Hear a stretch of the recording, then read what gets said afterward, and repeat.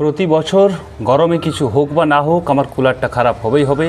কুলারে বাতাস কিছুতেই কুল আর হচ্ছে না, তাই ভাবলাম এটাকে খুলে ফেলি। খারাপ হলে আমার ভালোই লাগে, এগুলো করে এটা নিজে সারতে পারবো। তো দেখা যাক এর মধ্যে কি খারাপ হয়েছে। কুলার বা এসি এগুলোর ফাংশনটা যদি আপনারা নিজেরাও অনেকটা বুঝতে পারেন, ভালো করে মন দিয়ে যদি এটা নিয়ে দেখেন বা একটু পড়াশোনা করেন, তাহলে আপনারা নিজেরাও এইসব জিনিসগুলো সারতে পারবে। এগুলো খুব একটা জটিল নয়। তো দেখুন কিভাবে এটা সারবো, দেখি কি এর সমস্যাটা হয়েছে। প্রথমে এটা একটুকু খুললাম। যে কোনো জিনিস খোলার সময় দেখতে হবে তার কোথায় কোথায় বোল্ট রয়েছে, কোথায় কোথায় সেগুলো আটকে আছে। সেই জিনিসগুলো না দেখে পর, অর্থাৎ জিনিসটাকে ভালো করে লক্ষ্য করতে হবে কোথায় কোথায় এর নাটসগুলো রয়েছে এবং কিভাবে কোন অ্যাঙ্গেলে নাটগুলোতে ড্রাইভার পৌঁছালে পরে বা স্ক্রু ড্রাইভার পৌঁছালে পরে সেটা অক্ষত অবস্থায় খোলা যাবে। অনেক মিস্ত্রি কী করে খুব জবরদস্তিভাবে কাজটা করতে গিয়ে এর থ্রেডগুলো নষ্ট করে দেয় এবং ভালোবেসে কাজটা করে না বলে কাজটার মধ্যে কোনো শৌখিনতা আসে না। কুলারে যেহেতু বেশিরভাগটা জলের কাজ থাকে, তাই বোল্টগুলোতে মরচে লাগার সম্ভাবনা থাকে। এগুলো খুলতে একটু অসুবিধা হবে, সেই জন্য একটুকু কোনো লুব্রিক্যান্ট দিয়ে যদি কিছুক্ষণ ভিজিয়ে রাখা যায় তাহলে এটা খুলতে অনেকটা সুবিধে হবে। জিনিসটা খুলে গেছে, এবার ধীরে ধীরে এটাকে আলাদা করব এর বডি থেকে।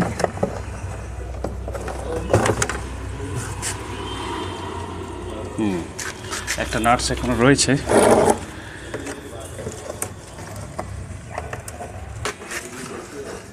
প্রথমে এর পাইপ লাইনটা খুলে নিতে হবে। এই যে পাইপ লাইনটা রয়েছে, এই কানেকশনটাকে সরিয়ে দিতে হবে।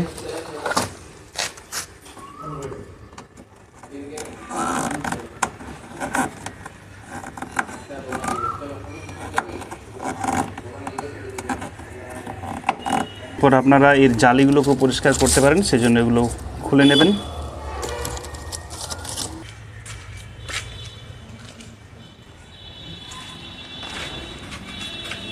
এটা হচ্ছে কুলারের ভেতরকার অবস্থাটা,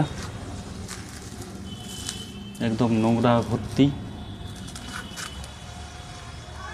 নিচে যে একটা পাম্প দেখছেন, যেটা ওই ব্লু পাইপটা যাচ্ছে, ওইটা খারাপ হয়ে গেছে, ওটা সারতে হবে।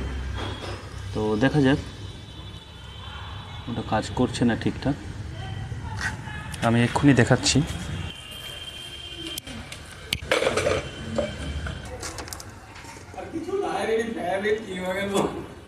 অন কর, সুইচটা অন কর। হ্যাঁ ঠিক আছে।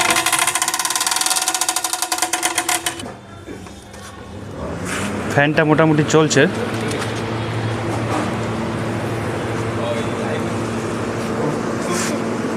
ফ্যানটা চলছে কিন্তু জলটা টানছে না, দেখা যাক আরেকবার ট্রাই করি।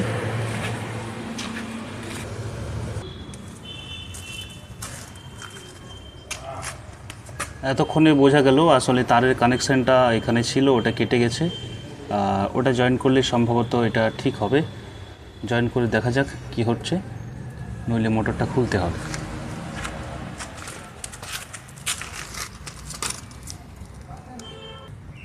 এটা ঠিক আছে কি না বিষয়টা আমি জল ঢেলে পরীক্ষা করে নেব। ওই জন্য কুয়ো থেকে একটু জল তুললাম, সরাসরি এটা ঢেলে দেব।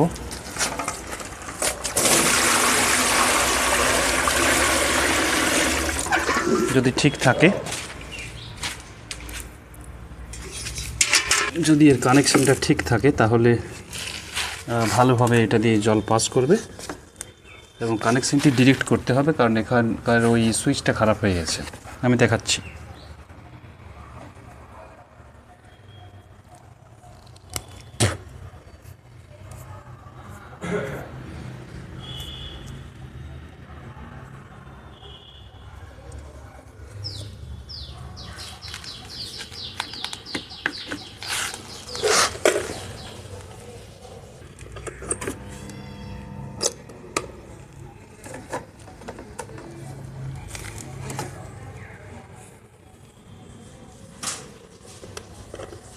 না, এটা যেটা বোঝা গেল আসলে মোটরটাই খারাপ হয়ে গেছে, এই মোটরটা তাই চেঞ্জ করতে হবে।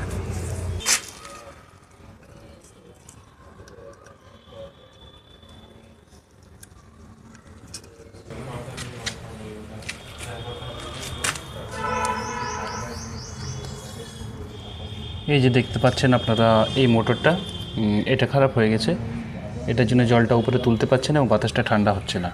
তো এটা একটু চেষ্টা করে যদি সারা যায়, নইলে এটা কিনতে হবে।